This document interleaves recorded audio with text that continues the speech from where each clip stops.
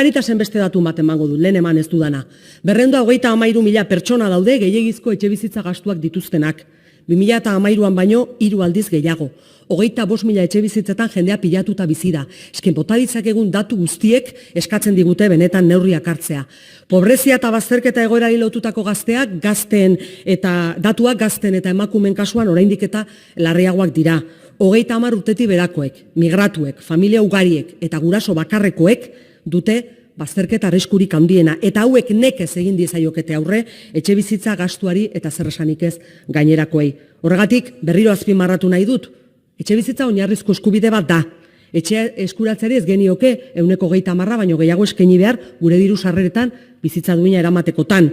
Eskubide hori egunero nola urratzen den jakin bai eta ez ikusiarena egin edo egiten ari garenarekin nahikoa dela esatea autokonplazentzia merkea iruditzen zait egia esan kalean daukagun egoerarekin eta tresnak izanda baditugun bezala.